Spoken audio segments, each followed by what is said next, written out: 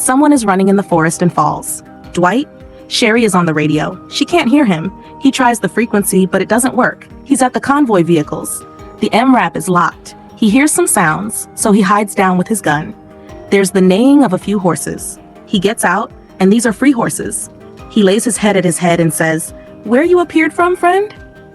"Here at Gulch," Virginia responds. She was in range. With unlimited petrol now, they have started generators from here to Pecos to always stay in range. She taunts his decisions. He's at Humbug's Gulch. She had offered help to 263 residents of this place when their pool dried, but where he's standing right now, he took a bad decision right there.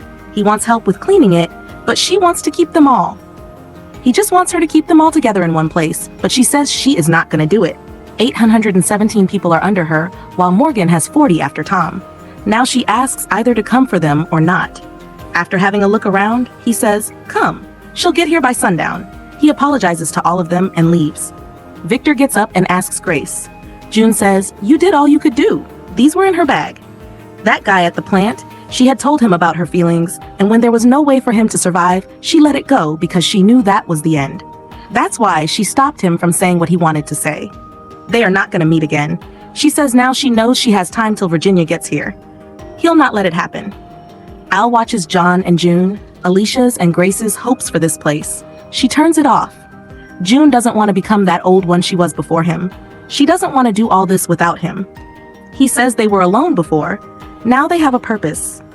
They all listen to the neighing of horses, and they're very pleased to see these horses. He tells them he found them around the convoy, which means there must be water around. Ginny lied to them. They can build this place. They put up barricades to stop the undead for longer. She wants her weapon again. She can do it now. After the plane crash, he had said it'll be difficult for her to keep the weapon. He was right. Now, the people due to whom she's here will not let them separate. The fence is not going to hold longer, and that's how cleaning will happen. If there's water, there must be fish and deer. But they saw what Virginia did at the bridge. They have already lost Tom. If they go with her, they will lose more. What he's today is because of them. They have rifles, a few pistols, but not much ammo. The fence cracks. Morgan puts up a barricade. First, they need to overcome these. He sees the board and says they can do this at the same time. John and Dwight leave to bring horses. They lead all the undead. They'll surround them all but will not kill and will take what they need. Al kills an undead and sees its badge and signals others to get in. Wes and Alicia are looking around this place. He wanted something new. She has an idea. They are leading an army. Grace is with Morgan. She's feeling a little stomachache. She admits this ride is amazingly different than the carousel ride. June thinks it'll work, and they have come to the right place. On returning, he'll make her his wife. They can see the MRAP. They are going to lead the herd towards a field behind a rise until the time comes. There's a river 1 mile from here. Vic adds there's an access road that cuts over to 1233. She will come that way. Vic and Daniel will keep an eye on the road, while others will take the herd. June and Dwight stay on the lead. June thanks him for all this. He tells her about when he maybe heard Sherry, and she led him to the right path. They lead them down towards the field. They are here in the church. Al has found badges from undead riders. Virginia is much more shit than they thought. Daniel asks him to stay patient about MRAP since he has started. Vic thinks they should think about Ginny's offer. It might not be as bad as they imagined. They can't hold these for longer. John says cattle used to fear humans for eating them. June likes green color upon his asking. Next time, Grace wants to do it herself. They are here. Vic whistles on the radio. Dwight catches it, so they turn back all the undead. Ginny asks her people to fill up petrol. Lucy is here as well. They whistle again and stop them due to Lucy. They turn them again around. Vic takes the starter and asks Daniel to alert everyone at the gulch for a possible fight. Dwight is saturated and surrounded by them. He jumps off the horse. The undead get to his horse, and he gets up and runs. He lonely leads them towards the river ahead. Others are coming from another way. They distract all towards the other way. Dwight wants them to lead these to where Swati is, but John isn't going to leave him here. Dwight says he knows how it feels to work under someone who doesn't believe in what you believe. It's a tough decision, but it's right as well. Morgan is going behind him. He kills and proceeds. John asks others to follow him. Dwight falls. Morgan gets to him. Ahead is the river. They take out a few. They get here as well. They want to quietly hide somewhere inside. They hide. John crosses the river and the entire herd follows them. Most of them are flowing with the fast water flow. They get to the other side and watch the undead being washed down the river. Morgan says they're alive. It's enough, finally, she did win. They didn't die because they refused their help, but because they fought. Virginia killed them. If they fight, they will too. They are outnumbered and outgunned, their only hope washed away with the river. Their only purpose is to keep them all alive. He says she can take us anywhere separately, but can't change who they are. They still have the same time left to live as they had said. Wes and Alicia paint the church. Doors open for June. John waves. She is in a bridal dress. Sarah takes flowers. He asks someone for candy. Dwight has something better. He'll find Sherry on his terms, and when they meet, they will start anew and don't need this. He wants her since he saw her the first time at the riverside. She wears him the ring. Charlie gives lace. June wears it for him. They kiss and break something. Alicia sits with Wes. Daniel, Grace, and Charlie sing the same song. Well, it's all right. Light falls right on them like a great sign. They're here. They kiss, and all of them get out. The door opens, and Morgan gets out. Ginny gets out of the MRAP. Victor told her about their earlier plan. He wants her to take Grace and everyone. All or no one. She says in begging, you don't get to place terms. He's only gonna deal if she guarantees that everyone will stay alive. She agrees finally and asks him to get people outside. The door closes on the kids. Dwight, along with others, leaves in a truck. Al says she can fix it if they stay together. Al tells her that she's standing on lies. She's gonna need her to tell her about that Healy. Sarah isn't gonna change her words about never leaving her own. She gets in. Vic is just winning their trust to destroy them from inside. A man shamefully takes her weapon. Daniel reminds Vic why he gave her the starter. Charlie gets to Danny. He says he'll find a way to her. They take his kitty. He gets into another vehicle. They all leave. Morgan sees them. June and John are left. She gives him a tape. He says they'll find a way to each other. He gives her something. They forcefully take him into the truck and leave. Now it's her turn. She quickly gets in and they leave. He says they will take care of her. Now he confesses that at the carousel he felt something. He had felt it with Jenny, and now with her, and thinks it's greater than that. Jenny introduces Dr. Holt. He has worked on oncology as well.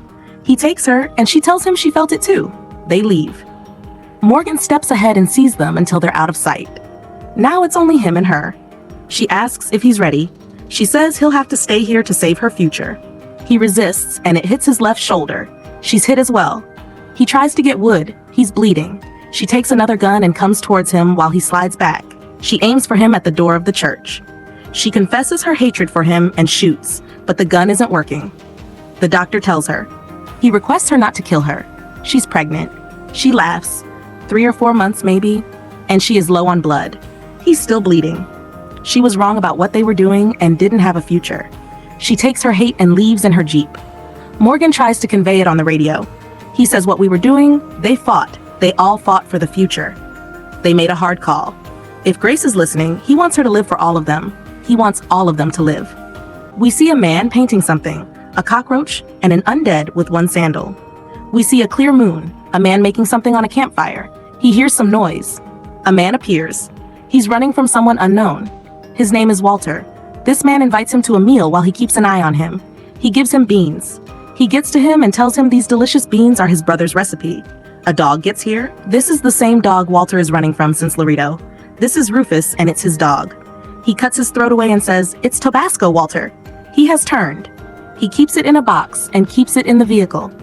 Virginia has work for him. She asks him to do this work for her instead of faraway Galveston. It's for Morgan Jones. She doesn't know if he's dead or alive. He takes this work. A man with red eyes wakes up. It's Morgan. An undead nearby is shot down. Rangers pass by, they pass ahead, so he gets out of the vehicle. An undead approaches him, but does nothing until he talks, and it comes for him. His hits don't kill it until it kills him, and he himself falls along with it. There's a water tower. He gets onto it carefully with his broken arm and takes up his stuff with a lever rope. Inside, it's a built place like home. He puts supplies into a bag and writes coordinates. He's walking among an unknown place. There's a police car half upside down. He looks inside for something and finds a pistol with no bullets. He gets up as he sees a baby bed and stares at it for a while until he sees undeads coming. He falls due to something. Undeads approach him one by one and keep moving. A man kills them and is about to kill him until he speaks. He takes his stuff and gets inside. It's been 5 to 6 weeks with this wound.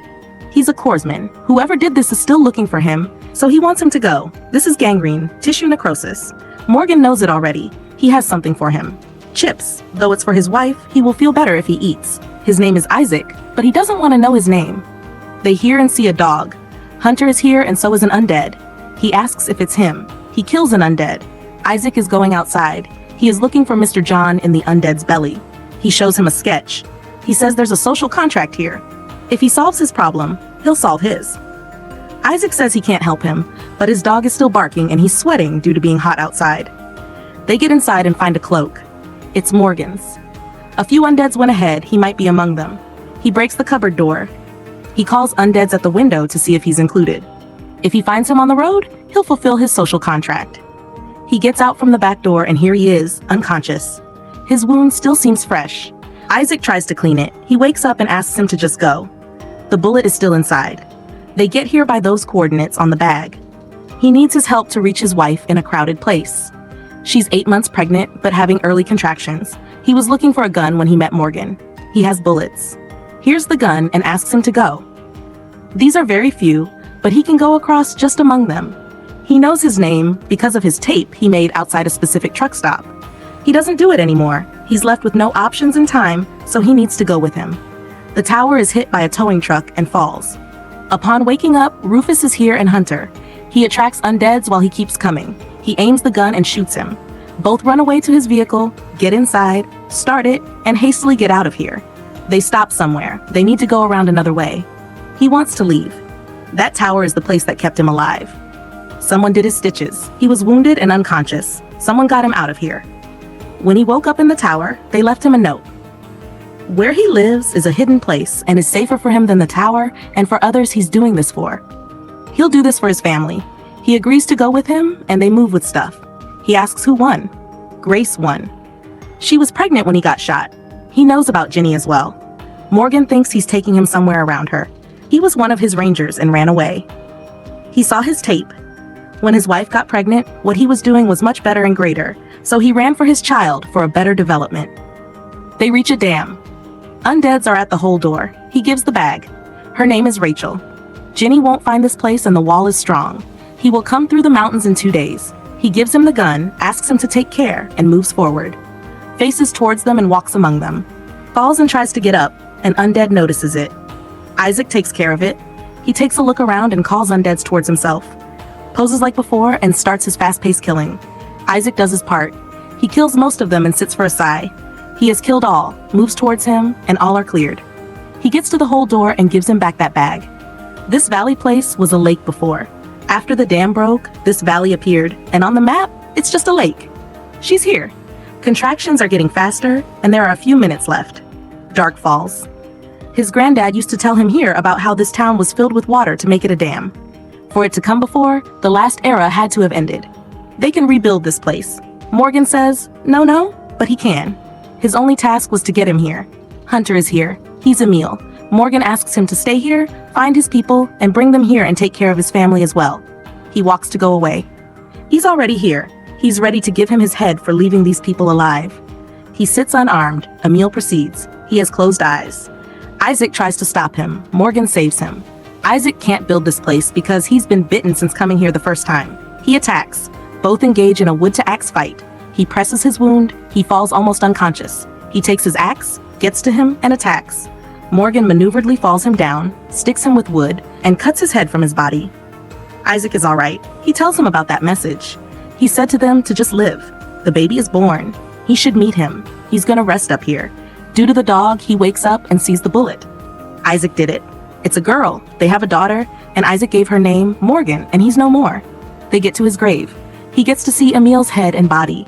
He finds a key that belonged to him. There's an undead coming from the bushes. He throws his wood and takes the axe to kill it. The MRAP convoy stops before a heap of killed undeads. Ginny is here and there's a box named Morgan Jones. She opens it and upon seeing Emil, she laughs at her defeat. Takes out the walkie and tells Morgan he's not necessary to die for her plan to succeed. If he tries to tell or reach his friends, she will murder all and each of them. She hears, Morgan Jones is dead, now you'll face someone else.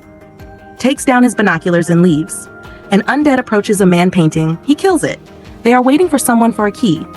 One of them suggests waiting somewhere else. They leave a line behind painted on a submarine. We see a tumbleweed, sugar factory, and a few people following a man. Lights on. The ranger announces that he doesn't give second chances. They are all here because they should have been in graves. To live, they'll have to go through heaps of corpses. A man tries to step back, but on gunpoint, he picks up his weapon again. He stays behind, they take positions, and the man opens the shutter. There's fluid on the floor. The shutter is stuck. Undeads pull him inside, and one by one, yes, all of the prisoners are gone. The ranger asks the last one to pull down the shutter. When he doesn't, the ranger proceeds himself.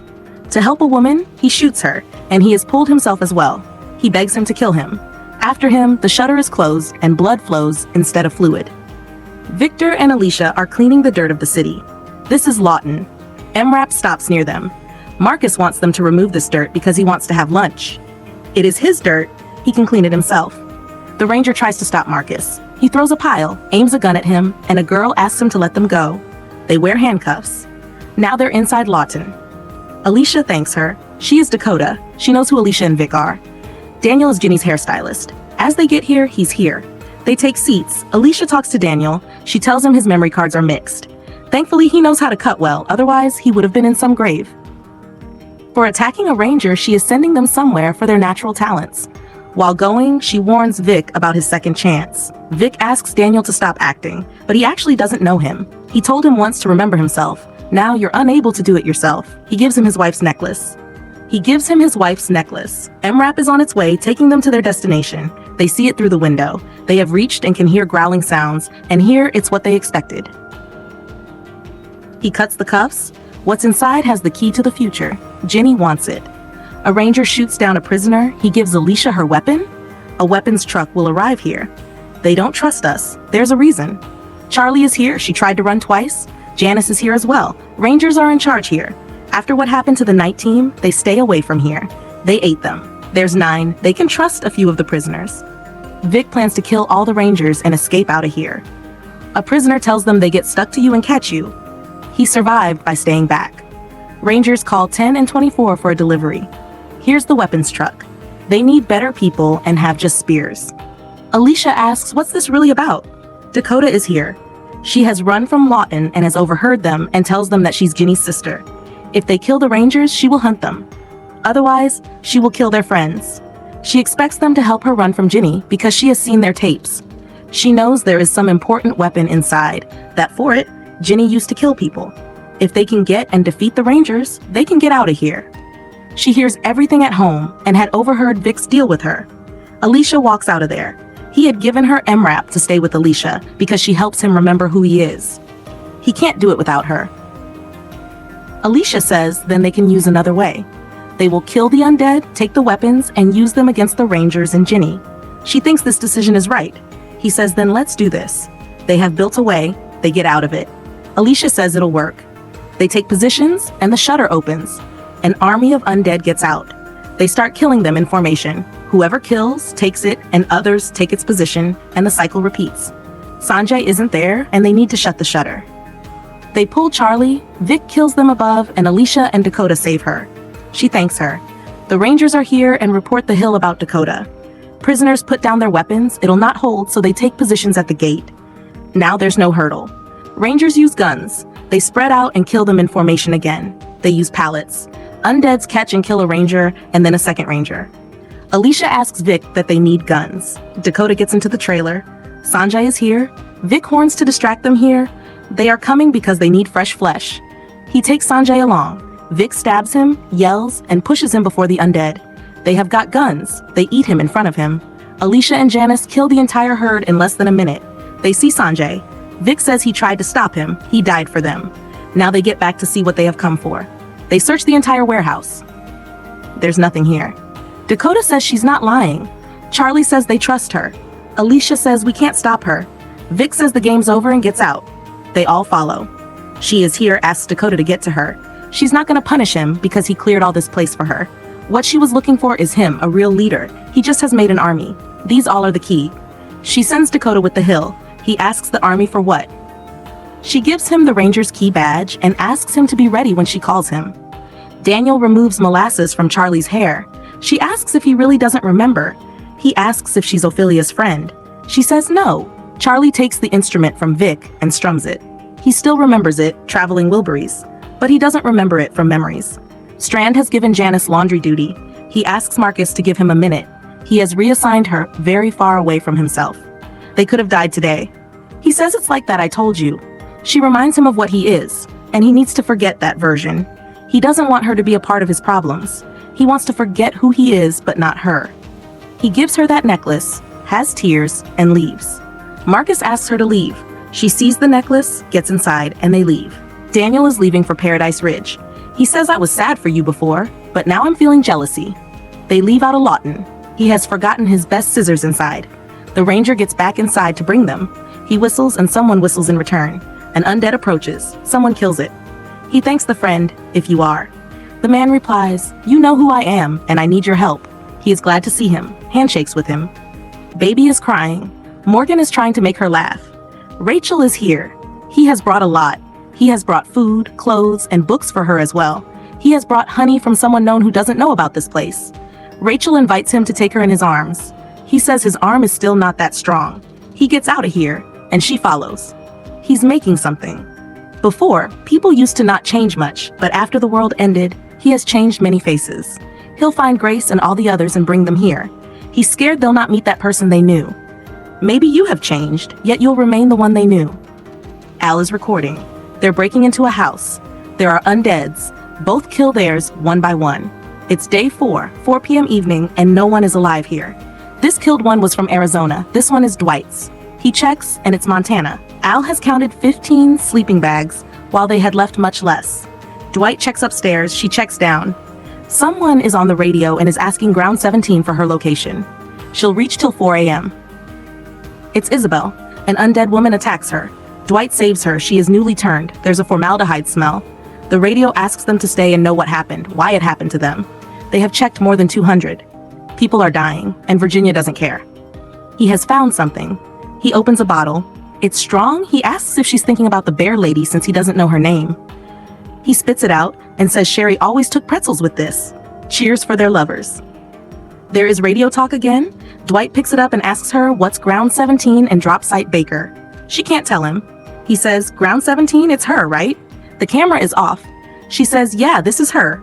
And Drop Site Baker is in the city. She has heard them a few times and tracked their movements. She can't meet her because they have protocols. Dwight says she can be at the landing spot when she lands. If Ginny will think Al is dead, she will not find her. If he ever finds Sherry, he will do so. She's talking to someone who traveled miles for a note. They get to the truck to find the bear lady. An undead is barely left. They smash its head. This building is Drop Site Baker at the roof. This man is from Alaska. They move. She sets the time. There's a painted line written here. They take the stairs. On 3, she opens the door for him to kill them. They see caged rats. A few days ago, one was in his sleeping bag. An undead falls from above. They kill it and move upwards. Furniture is not going to stop them. They quickly get inside, and 2 people aim at them. Upon asking, she tells them about the roof. One of these people went to the roof to know and got a bullet, and fell at the side of the building, and asks Lee to lock them. She says, was it the bear lady who killed our Alaska guy? How does she know she would not have shot her? She asks if you record ruined places. Dwight replies, no, it's to help those who are alive. She shows people. They are all sick. Al sees a patient. Al takes him and says they have to go. These scars on their necks are the bubonic plague. She has seen it in Algeria before. Upon not getting antibiotics on time, all will die. She says it's too late, and Ginny won't take the risk. They see them leaving and follow. Al locks the door with an axe. He says it's craziness, but she calls what they have been doing all this time living. Last time she felt alive when she was with her, even if it risks everything at once, she'll choose it. He asks how much they have? 3 hours and 12 minutes. They take the 29 South Stairway. Morgan takes this, it's from Tennessee. She used to play this game on road trips with license plates. If she will lower the gun, what will she say? She knows her for 2 days. What would he say to Sherry? He's disappointed to find her now, and listening to her on the walkie was because he was dehydrated and needed support. They hear rats' noises across the wall. She breaks it, peeks inside. They take this way to reach the roof. Isabel is 30 minutes away from Baker Point. They go on their knees. Here are a lot more rats. They might be infected, but they have to keep going. They end up on the other side. It's filled with infected undeads. They get to the washrooms. At Dwight's neck, he checks it. He's infected. Undeads are outside. She had stopped him from going. It doesn't spread from human to human, and symptoms take 2 to 3 days to appear. It means the rat in his sleeping bag caused this. He still insists on taking her to the roof. She insists he immediately needs 𝓂𝕊𝕦𝕦. Someone is at the door. It's her. She wants her to call Ginny. Dwight makes her understand that she's right, but they can find it using his truck. Roof access is across these undeads. They were there for a long time when too many people fell sick and they got stuck. They release them and Dwight takes them out. Al uses a cylinder. Nora kills an undead and freezes and cries. She asks her not to let others remember them like this by recording. She doesn't even remember their faces before turning. Al takes an ID and gives it to her. It's Mark. It was her friend they found on the side of the building. They move ahead. They're 5 minutes ahead of schedule. She used to work on the 5th floor and used to sell timeshares in places like Peoria and Wichita, which was funny because she didn't have the courage to go to some exotic place. He tells if he sees Sherry, he'll say nothing, he'll just tightly hug her. He has recorded something for her. She hugs him, thanks him, and moves. The roof's door opens. It's moon night. Silence. Peace. She checks crates. The sky is clear. She takes a camera and watches it.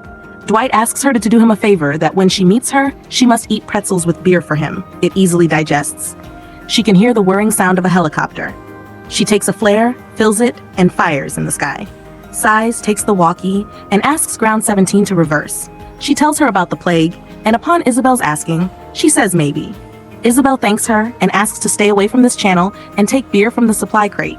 She just wants to say she feels good to hear her voice. She moves towards drop site Delta. Opens the crate. Under the beers, there's tons of 𝓂𝕬𝕦. She asks Dwight to stay where he is. She takes beers along. Everyone takes it, including Nora. He asks about the roof. She once lost a brother. She didn't want that to happen again.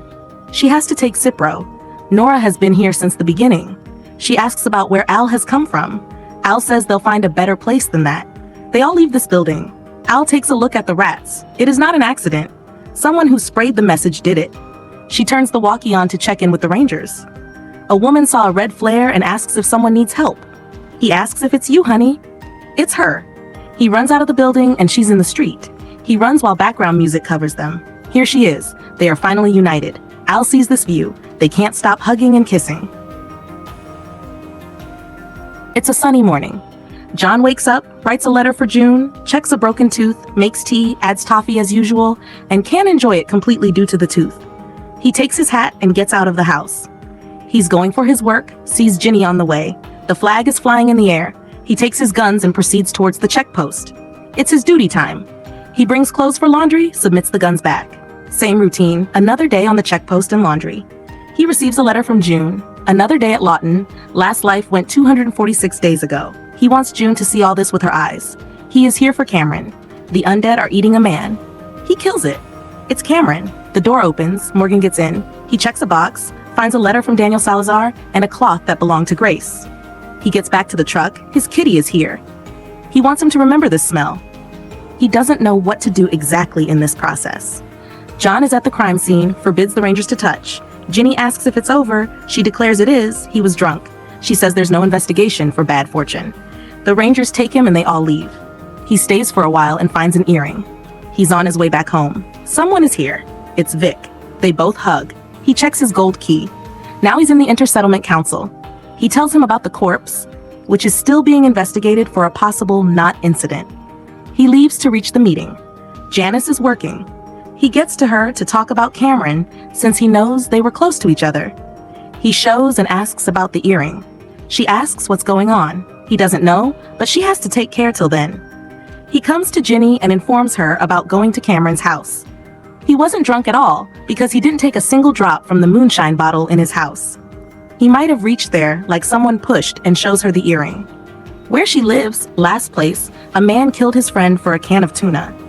Elders punished him by tying him to a tower outside the walls and blasted music to call the undead. Stay, his body was not visible, only bones were left. She is talking about punishment when she doesn't even know if it's a crime. He wants to investigate. She'll double the patrols until the investigation ends. Jacob gives a speech for Cameron at his funeral. They all put their part of the soil on the grave. He gives Dakota toffee. Ginny asks her to rest at home. On a noise, a man handcuffs Janice. She was trying to escape. They check her bag, she checks stuff and finds the same earring and looks at John. John asks why she lied to him. He found a drawing of her below his bed. Ginny wanted revenge on her since Tom and she stopped giving a fuck for her. She denies it. These are not hers. She and Cameron, they were together. They hid it to avoid Ginny blackmailing them. She didn't want to leave here without him. She was lonely. He was lonely. Both met and wanted to be alone together. Ginny is calling John. He will try to solve this matter and leaves. She makes and gives him a strawberry-flavored breakfast. She thanks him because, due to him, she doubled the patrol. He wants to proceed with the investigation and hasn't even seen his body. She says she knows that he doesn't want to believe that Janice did it, or he doesn't want to lose his postwoman. Cameron showed her all his letters. She wants him to go home. After a while of little thinking, he leaves. Dakota attends to him and asks, as a policeman, did he kill someone? She informs him that she is saving someone. She calls her inside. He leaves. His night is sleepless. He finally gets up and digs the grave to investigate it. He checks the neck. An undead falls inside the grave and then another. He hardly kills one, gets up and finishes the second. There's a piece of wood in Cameron's hand. He gets out of the grave. He brings Vic to the grave and tells him that the undead didn't kill him. Someone cut his throat. He shows him the wood. It must be a part of the knife's grip and must have broken when he tried to stop the attack with his hand. With Vic's position in the council, he can get him to those weapons. They check all the weaponry. The knife has disappeared. He checks the log. It's a 6-inch blade, folding knife, hand-carved bone handle. The taken date page is missing. He wants to find it. Vic wants him to take a day to completely think about it, because if he steps ahead, there's no way back. He gets Janice and tells her about Ginny protecting someone. She asks him to stop. Ginny is here. Vic says he invited him. They both are going to witness her confession. She takes it on herself and says they were about to run that night. He said he couldn't do it, so she got furious and pushed him into the fence and saw the undead tear him apart. He says now that she has confessed, he can find more evidence. She denies it and is leaving them alone to say goodbye. Vic leaves along with her. She made her work easy. No one is left. Tom and Cameron are gone. But there's something for him. Under Cameron's bed, there's a hole. It has diesel cans and a dirt bike key. The bike is 7 miles north from mile marker 39. Take June and get out of here. This place is rotten. She spoils everything she touches. She says he's with her. She says she's getting free. She says, stop, John. Let me go. He leaves. He checks the map. Someone knocks. It's Jacob. He knows that in the morning they will kill her. He has just talked to her. John always followed the rules because he thought they were true, but it's not so. He will not do as Janice wants. He'll get her out during the shift change tonight. Women were disappearing from the Houston area and bodies were being found miles away. His father had this case. He was a serial killer. Detectives found him in the desert where brainwashed people followed him. He used to manipulate people with his big future words. When detectives searched his place, they all knew he was guilty, but they didn't find any evidence to get him to court. Then his father found a missing woman's purse behind the guy's closet. It was enough to keep him behind steel. His father kept it there because he totally believed he was guilty, so he broke the rules. His police partner knew this. Though other women were safe, the police department never trusted him again. He and his mom separated. He went north and started drinking. He knows Ginny won't do anything to June since she needs doctors. It wasn't easy for his mom, but he had to do it. Today, several people are alive because of him, but he lost his life. Now he's going to do the same. So he wants Jacob to make sure this letter gets to June. Jacob adds, who says you might meet her again? He packs his bag with life supplies and a map, puts out the candle, and gets to the bars where she's not here. He gets out of Lawton. There's loud music running on a tree. The undead are eating a body. He kills them all and removes them. It is a half lower body. Janice has turned. Her upper body is here. He puts her to rest. He shoots the recorder to turn the music off. He buries her and puts on a nameplate. He takes his. On his way, Jacob gets out and Victor is here. He knew it. He told them that Janice could run. He punches him. He attacks him, and both engage in a fight. Jacob puts away the gun. He has killed her. Vic says he saved him. She had to die anyway. He says Janice was right. This place spoils everything. Ginny gives an after-murder speech to Lawton's people and presents John as a good ranger and gives him a key badge for his promotion. He looks at Dakota. He still can't sleep at night. A knock happens. June is here. She is transferred here and will live here. He didn't expect her, so he will fix the house now. He checks his teeth. It's still hurting. He takes it out manually. He gets relief. Morgan is on his way to look for Grace. He's going to Gulch. His truck is hit by someone. Both are fine. An SUV hit them. He gets out. A man gets out of the SUV. He asks him to apologize for his mistake. He asks about a meal. Another man is with him and they want the key. They attack. He kills one of them. The man sees that key and runs towards to attack. He kills him and questions the key. What do you unlock? There's so many letters that Dwight had written for her. He has made breakfast. He takes the last Cipro. They start making out. Through these letters, they stayed connected. In her first note, she wrote that you were so nice before and regretted that you had changed me.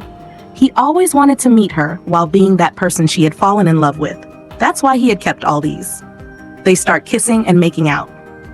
Ranger is at the radio. Finally, he stops and checks the time. Ranger asks that they didn't check in. He says it was crowded at 183. Ginny wants him to return with tapes. He wants him to report in 48 hours. Al must have gone out of range. He want to go in the morning. He says they can run away together and Ginny won't find them if they pretend to die. She can't run, kisses, and gets up to get a fork. The door opens and probably someone is inside. He takes an axe and moves to the door. She's not here, but the door is opened. He gets near enough and someone is outside. They are inside as well and kidnap him. He has a mask over his face. It's removed and around him, the same people are standing. He screams for Sherry and tries to run. Takes a gun and asks one of them to tell about Sherry. There are others all around over corners. She's Sherry. The man takes his gun. She apologizes for bringing him like this. These are Ginny's enemies. She wanted to kill all these. They can trust him. They lower their guns. She didn't tell him because they're trying to kill her. That's why she doesn't want to run with him. He aims at Dwight and wants to know where Ginny will go next. They have Al in her camera. He tells him several times that he doesn't know. The man counts down to sign to kill Al. A man stops him and gets here. He's Rolly. She knows now that he twice saved him. He asks him to let him go and ask later. The SWAT van will pass through Old Durham Road. They will blow it up so that they can easily kill Ginny. Al is here. She says they can't blow it. That is a Cayman Series MRAP, and such IED blasts are like speed bumps. Instead of blowing it, they gotta think about stealing it. Horses are ready, and they are in position. The van is here. All put down their masks, ready their grips, and as it crosses, they move, and move. He's heading for Lawton with an ETA of 8 hours. He sees a rider in the rear view. He breaks a wire and his connection is cut. Now others proceed with their role. Sherry asks them to stay on the side to avoid guns. He opens guns and fires at will. They get close enough to hit any bullet. He tries to get them with the truck. They get on back and stay behind. Dwight comes, jumps onto the MRAP, and upon seeing him, he takes big turns to make him fall. He barely stays, gets onto the roof, and falls on the side again. Others are accompanying along. He gets inside and puts a gun at him, but the driver resists. His mask falls. He tries for the gun. He pushes him out of the truck and takes its control. After a while, he stops it. Others get here. That man saw his face, so they run for him. Someone is carrying him. Sherry asks, "Did you save him as well?" Actually, it's contrary this time. They had lost something. He found it. Al will have to interview him again. They thought he died. They got his message. He tells Ginny shot him, and someone saved him. To save them, he has had to hide this from them. He asks about how long it's been since they met. Dwight says it's been a week, and due to Al, he's glad to see this. Sherry is with these people for months. He asks about Grace. They don't know where she is. They'll find all. They look at Sherry. They have brought this dog from a wildlife sanctuary. It seems more like a wolf. Rolly cheers for today's friendship. His eyes were at what could have been inside the MRAP, but he's glad to find them because he has found a place to build with their help. Their Ginny won't be able to find them. Sherry and her guys think this is the best time to attack. He stops them that this is not the right time. First, they should make that place. Then get all of their friends out of settlements. But until then, Morgan forbids them to attack. Sherry asks if he want to go with him. He says they're like a family and are the reason for what he's today. They need a place to hide. They'll go there and wait for the right time to attack. She says she has a plan here. If he want to go with them, he can, but she'll stay with these people until they kill Ginny.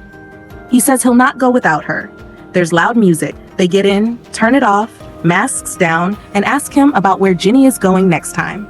Rolly throws blood dirt on him, and another man brings in a dog. The prisoner asks what they even did to them. He talks to Sherry. Dwight forbids him to look there. He'll kill him and masks off.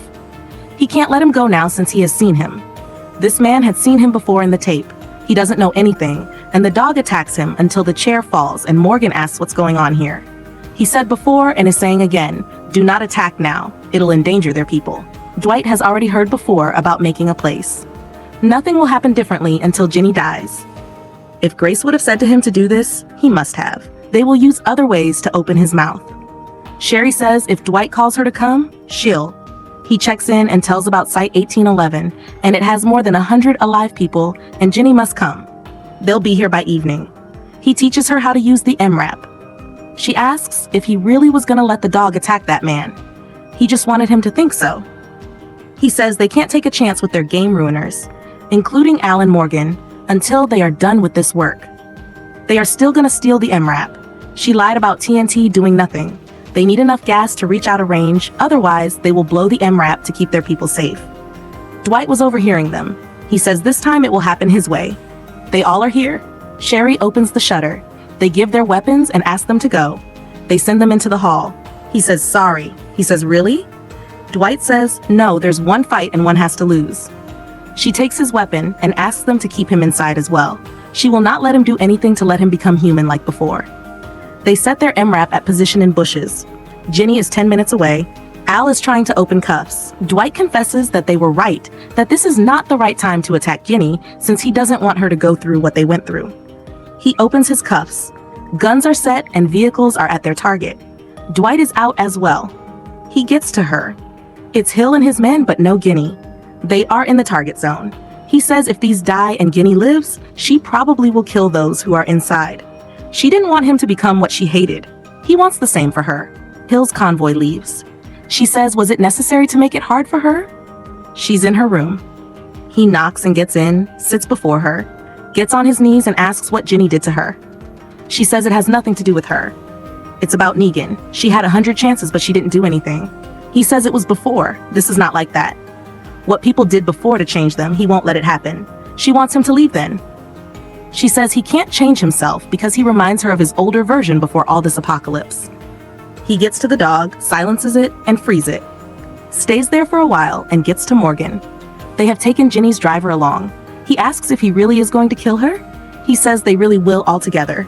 He needs Al's hat and jacket. They make an undead wear it and beat it on the face to ruin it. Rangers always patrol here. They'll find these. Al wants Morgan to meet some people. They were finding a place for them to live. They have found it. Morgan warns them already that there's a lot of work there where they're going. Dwight makes a guiding sign, and they all move along the road. There's a woman running from some horse riders. She falls near a stuck undead, Ginny, and her mains. She tells her a story that she saw a huge frog like this undead. Its mouth was coming out like someone hammered on its belly. She thought it was dead, but upon burying it, it got up and went like nothing happened. So she knew that some frogs get some things out in a strange way, which they don't want to eat.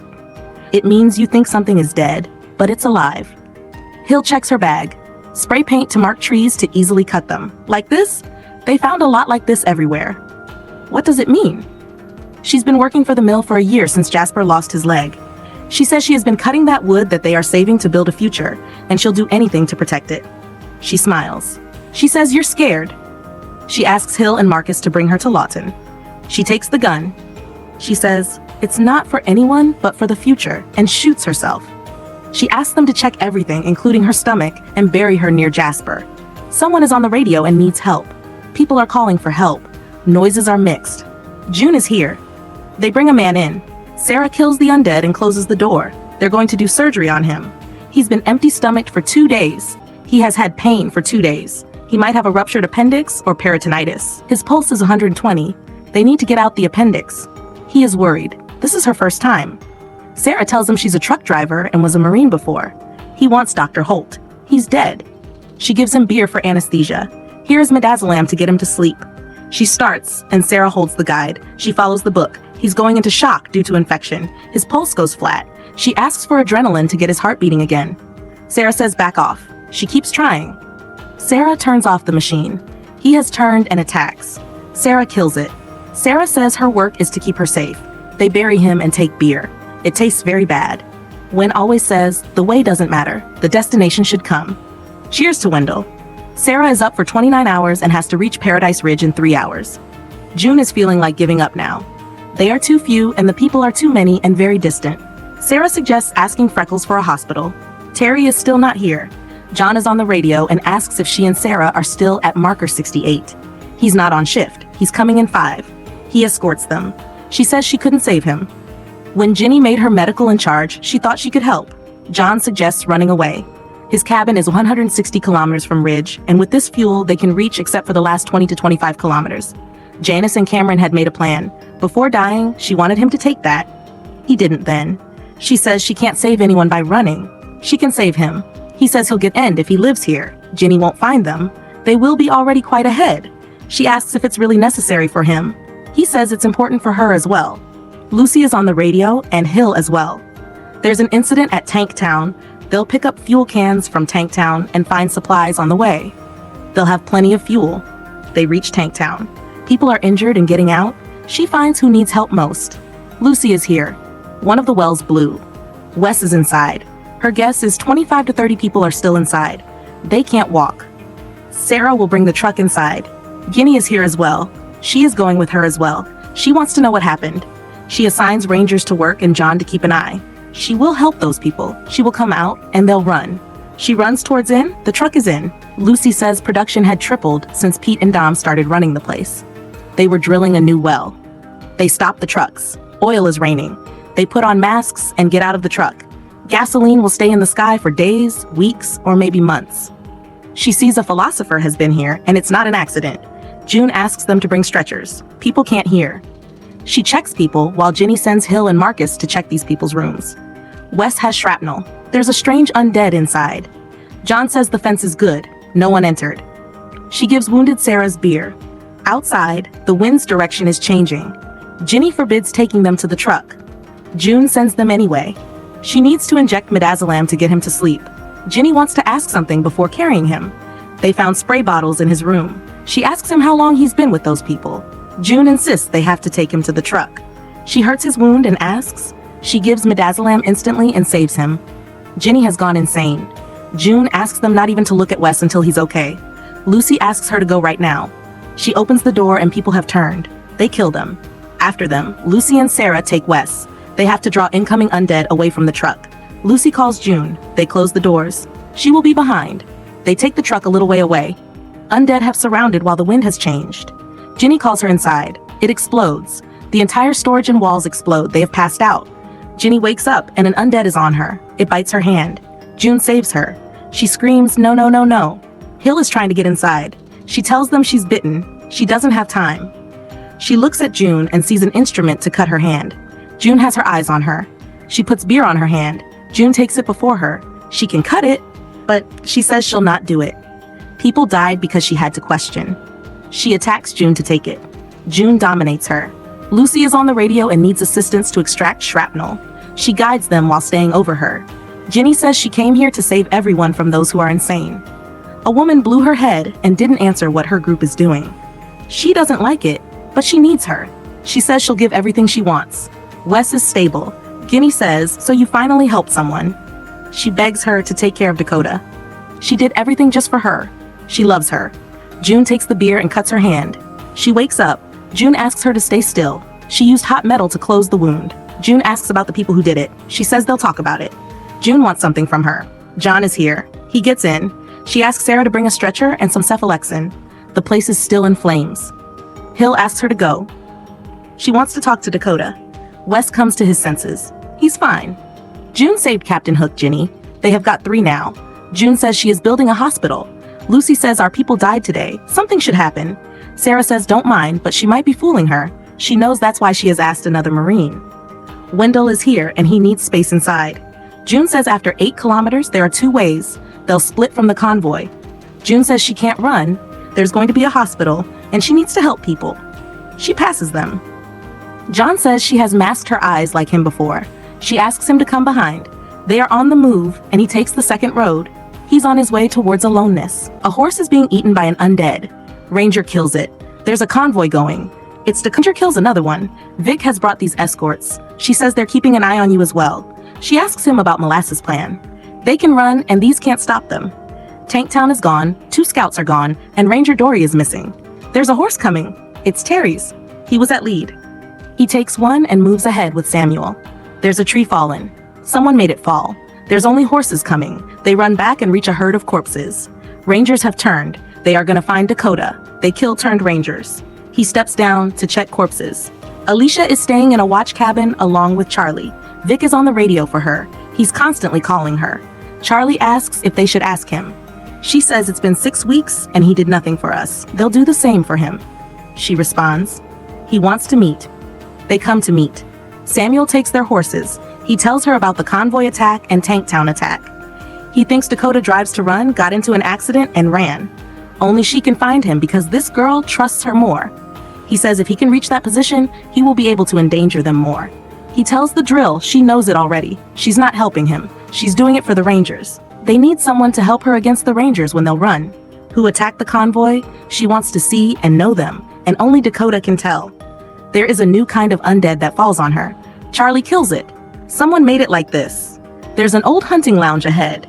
They move towards it. She asks Charlie to stay here and keep an eye. She'll go inside to find her.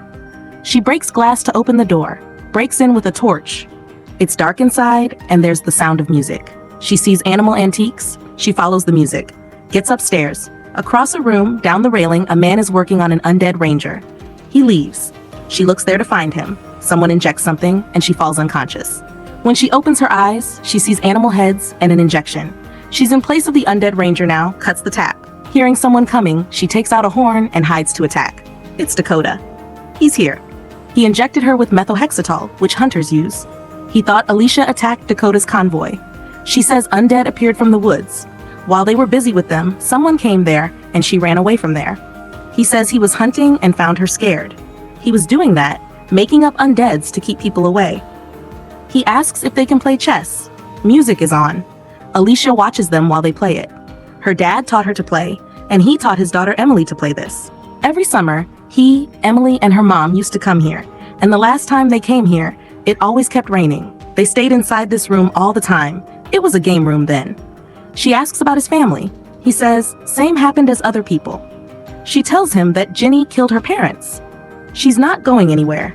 The attacker is still outside, and it's the safest place in the valley right now. She wants to start a fire to lessen the cold. He asks if she'll take a blanket. She will take it herself. She moves down. Charlie is here. After her, he locked all doors and the windows are nailed. She asks her to stay hidden, and she's going to find a way. She takes a knife. Ed is here. Dakota is here. She tells him that he has closed all doors. She tells him that she is Virginia's sister. This is the only way to live. He asks them to better leave at dawn. Alicia says he was cutting a ranger and he attacked the convoy because Ginny is his enemy. Dakota felt good when the attack happened.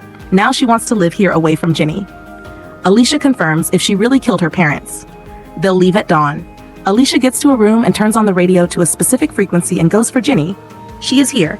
She tells her about being with her. She found Vic, and to have Dakota, she has to free her and Charlie, and she will not come behind. She says, okay, deal. There are animals' heads on the wall, and silence. Charlie is up while all others are asleep. Someone has a remote and turns music on to attract undeads. They wake up. He says he's calling back all his creations. She doesn't want to leave and is making it safe. Says it'll not happen again. He chose this work because of his father. After the apocalypse, he came here and wanted this place to stay the same with all supplies for years inside. Some rangers knew about it. He had gone out for supplies. Emily and Mom tried to keep this place safe from them, but Ginny killed them. He started creating these after their death to keep away those kinds of people who attacked the convoy. He asks them to get upstairs. She says it's her fault now. She's a fool. Charlie is here with his keys and he's sleeping with an injection. They turn the music off. Undeads are leaving and he's still awake. He says he was just trying to keep them safe. Alicia says he can come with her. He says she's with Ginny and tells her about his radio used and set to Ginny's frequency. They get into a fight. It ends with Ed almost dead. Undeads are back. He stops her from taking it out. Doors are breaking. He asks them to leave. He'll stop them. He asks her to not do it to save themselves. His family died because of himself. He created them, and the first one got out of control and killed his family. He wants her to go. Undeads are in. They watch it while they come to him and eat him. Charlie is on to opening the door. Undeads are going out. They get downstairs and the last one is left. A ranger kills it. It's Morgan.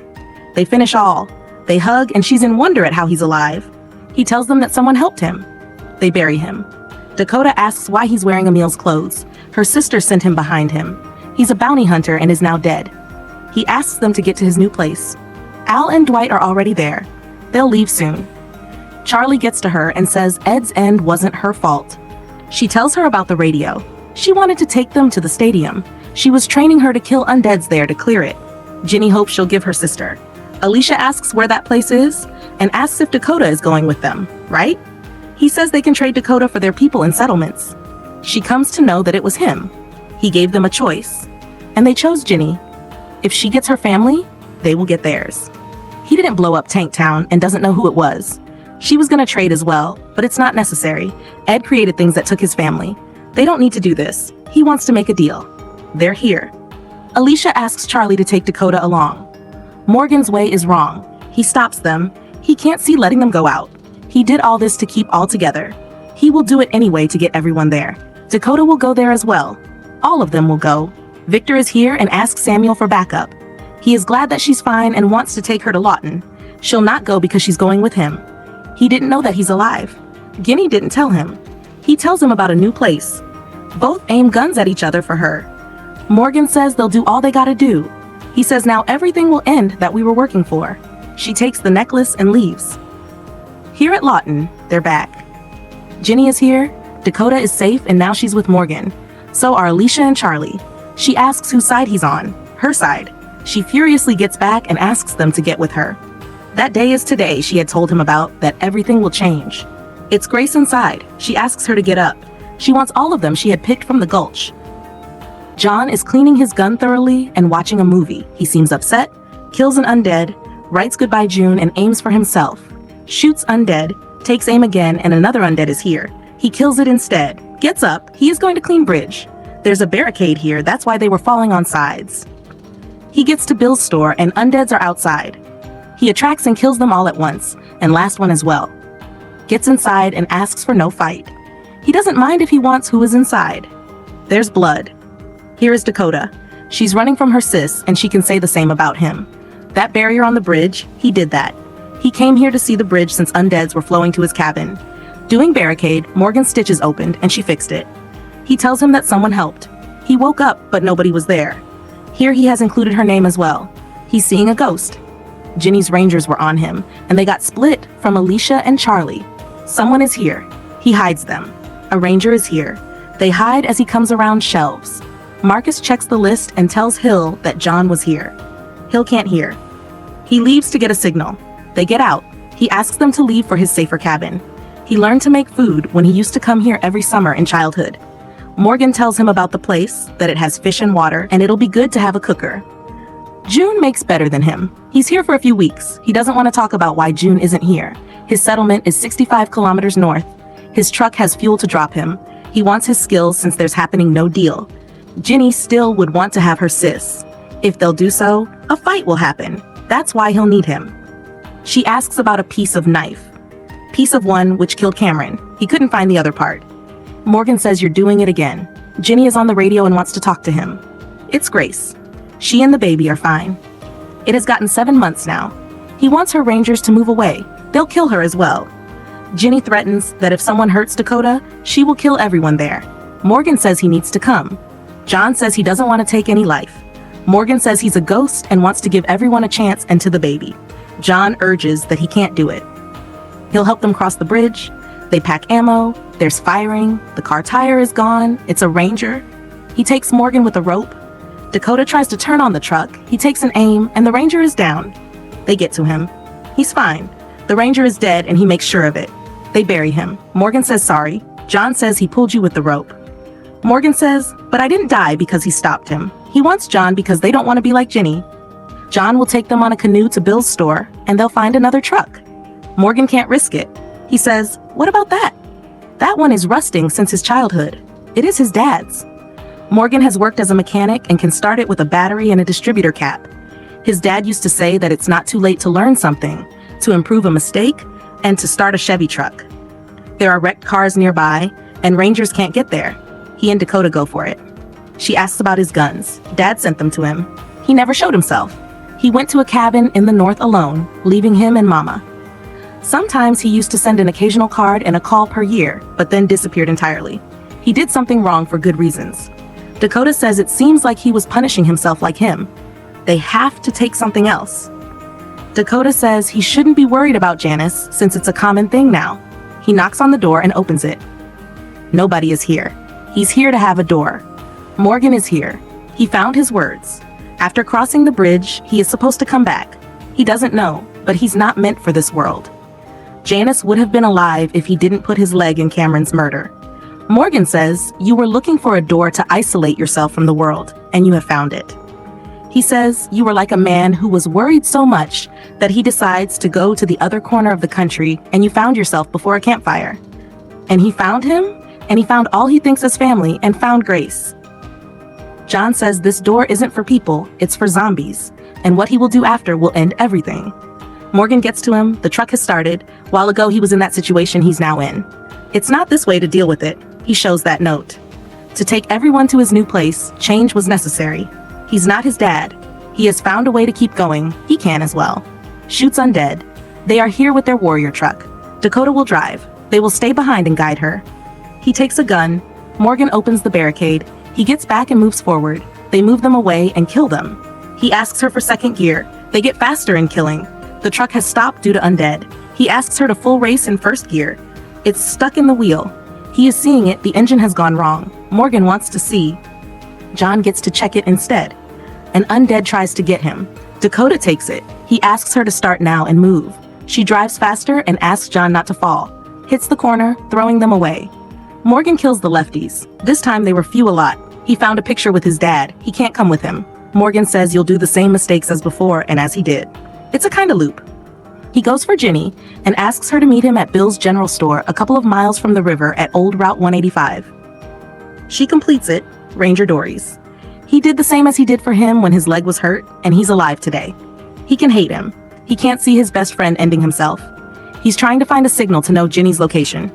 Wire's clip, of red color, has fallen. They need it. He brings him a hat and thanks him for letting her drive and giving a gun. She likes being around him. They are killing undeads, which are still able to bite. She has found it. An undead pulls her. She kills it with a knife. He takes it out. It's that same knife. Now he gets it. She killed Cameron. Ginny was covering her.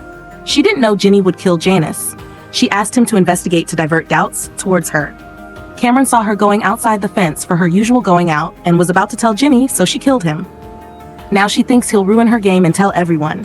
He asks her to trust him. He will not tell anyone, and he will find a purpose to live as well. She shoots him, moves ahead, and pushes him down into the water. He falls into the water, shed in blood. His body falls right down to the bottom. He picks that photo with Dad and moves towards the top, gets onto the surface and goes with the flow. Morgan gets here. He asks about John. She says he must be somewhere in the river, shedding in blood. He sees her knife. He takes her at a point. She tells him that she had saved him in church. She was there. She followed Ginny to see her dying, stitched him, and wrote him that note. She wants him to kill her sister. She says he's breathing because he's the only human left who can kill her. Ginny is at the cabin. Morgan informs them about John flowing towards them. She sends rangers to find him. Dwight has brought them here. Morgan asks him to speed up making walls and asks Sherry to collect more ammo. She asks her to talk to Hill. He's here. She gets to him. He has turned. He's an undead now. John is dead. He gets to her. She puts him to rest and stays there. June is digging a grave for John.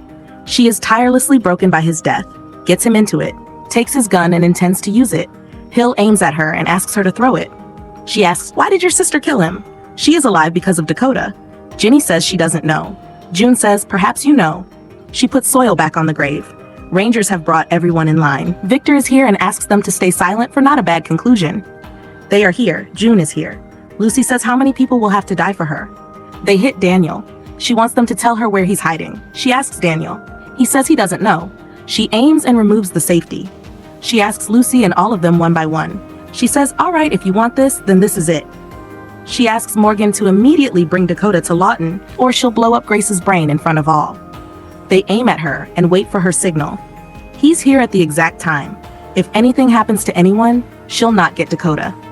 He says, "Today your game is going to be over, and it's terrifying." He knows because it has happened to him once. He says all of them should listen to her truth. She has rules that she'll ruin what will endanger her future, but she doesn't follow them herself. Dakota killed Ranger Cameron, trapped Janice, and murdered her. She's lying to them all. This place has no future with her. It never had. Victor says Morgan is right and aims at Ginny. Says, "You had asked me to be ready for a big show. Here he is, and they as well. This is his army. They want to do the same to her as Janice." She tries. He shoots her. Hill comes in front of her. She takes Grace at gunpoint. Everyone shoots at each other. Both armies engage in an intense fight. June and others hide. Ginny and Hill take people. That's Grace and Danny as cover. Vic orders his men to kill them. Hill gets Danny and Grace inside. She takes cover in his truck. Morgan gets to her and asks her to call them back. She wants Dakota back. Vic wants her. She asks him not to give her. He gets her inside and leaves. He shoots a bullet. He takes care of her wound. He asks her to call Grace and Danny. They say they're safe and tell Hill about being at the water tower near the grid. She says she took good care of her and the baby. She says he can't kill her. He adds, "Right, until you have Grace and Danny." He tells her about Dakota saving him that night. She was there to see her being killed. She doesn't believe. He shows her a note. She cries and says she wants to meet her. She wants to first meet her because she can't tell him. It's that she's her daughter. He asks if it's true. She says she was young. He gets up to check and asks her to get up. They run to the truck. The MRAP is here. It constantly tries to get them at once. They escape the MRAP, but it's still on them. The fuel tank is hit, so they stop. He gets out and runs on foot. Sherry and others spread to get them. They're right on them. They split. Ginny falls and gets under a tree. An undead is coming. Sherry kills it. Morgan forbids her because his own people will die. Ginny says she doesn't know her from any franchise. He falls on her. She calls him as bad as her. He says her punishment time will come, but it's not now. They get out of there. She's in pain. He asks again about Dakota so that he can get her to her. She asks where he's taking her. He says her ranger Isaac found a place. They're going there. Ginny asks him to let them go. They'll go very far. He says she doesn't want to go. She shot him, sent a bounty hunter, and her daughter killed his last best friend. Ginny says we're the same. He says, "Now let's go." She sees his place, says he has been quite busy. Alicia opens the door. Ginny says she had seen Dwight and Al's bodies. He tells them she has lost Lawton. Hill has Grace and Danny. Dakota is the only way to save them. She is in wonder. It has reminded her of her grandparents' garden. Alicia leads them. She asks what they call this place. She wants to talk to Dakota. She's in the church. Strand, along with 12 rangers, is here. Now the MRAP is here as well. They all are claiming for Ginny. Vic silences them. She asks what they have to do. He asks Vic. He says he wants justice and the real version of the truth. Alicia asks if they don't give her. He says they'll take her. Alicia says she'll try to talk to Strand. Ginny says she wants to change her deal. She will go outside, and in return, Dakota will live here. Dwight says if not Rangers, Sherry will kill her. Morgan wants her to first talk to her. Ginny says it'll be easy without meeting her. She says they want to twist the knife to make her feel. She will release Grace and Danny right now if he'll do her work. They think about it. He asks her to call them for the deal. They bring her out. She wants to say before dying that she did all to keep them alive. Vic wants him to give her to them. He says she has released Grace and Danny, so he has to let him do it. He asks her to come to the rock. She takes the cloth out of her neck and places her head. Morgan keeps it intact to use it. He has all glimpses of all sad events from the past, and he stops. He says, "You said you're doing everything for your kid's future. If we'll start it like this, we'll not be different from others. This is no satisfaction. She will have to tell the truth." He asks her to keep walking back. They bring her to Dakota. Strand is on the radio. Alicia forbids Dakota to mess up anything and gets out of the room. Dakota doesn't even want to listen to her. She does want to see her. She asks, "Why did you treat me like that, and why did you kill my parents?" Ginny tells her the truth about being her mom. She says grandparents didn't protect her and Ginny. She says she did all to make sure what happened to her wouldn't happen to her. But to do it, how she did it was bad. Ginny says she can have a second chance. Dakota says, "Then why did you even bring me to this world?" Danny and Grace are here. Morgan, Alicia, and Dwight get out and tell them she is still alive. He reminds them that John said this earth is shed with blood. He wanted bloodshed to stop. He wants the same, and if they want so, they should begin with keeping her alive. He keeps his weapon at the rock and promises to never touch it unless needed. Sherry wants them to get her out. Strand and Dwight tell her that because of her, there shouldn't be more damage caused. He says, "You know well what you're doing." He announces that whoever is ready to accept the rules of this place can live here. He had told before to just live. and they can start it right now, today. June gets down, takes her hat, and moves towards him. Jacob and Sarah have brought Grace. He gets to her, hugs her, and apologizes for taking this long time. She says she wouldn't have been here if it wasn't for him. She takes her hat and says, "What you went through here, you're the same man I had known." Jacob gives John that letter he had given him at Lawton. Sherry isn't going in with Dwight. She says he was right that she didn't feel she thought she would when she had the chance to kill Ginny. She is not where he is. She doesn't need anyone. She will find it herself. Vic is going because he thinks this place isn't for him. He says that thing for which Virginia was making this army is still there. He asks her to go with him. She wanted to do it together, but he said he didn't want to. Now, why should she believe him? Vic leaves after knowing she'll not come. Rufus brings Ginny to the waking world. It's the second time she has saved her life. She thanks her. They have decided that she'll leave with Dakota. They can't show their faces again. She can take the pass in the mountains after the river. Rangers won't see her. Alicia will bring Dakota. June has to change her dressing. Virginia says if you want, you shouldn't give a lick. She should apologize to her for many things. June tells her about Rose. Every survivor died in a camp when she was trying to save her daughter, so now her love is killed by someone else's daughter whom they were trying to protect. Virginia says, "You were just trying to protect your daughter, as I was doing." It stops June. She asks if she knew about that, what she could do about Cameron at Lawton, and still protected her. She can do anything for her daughter. She takes out the gun which Dakota used to kill John. She says, "You didn't protect your daughter after she killed someone." She had asked the question, why did Dakota kill her husband? She said no. You were always the reason. June kills her and walks away with John's hat. They keep calling her from behind, but she doesn't seem to care about anything but her deceased husband and leaves the settlement.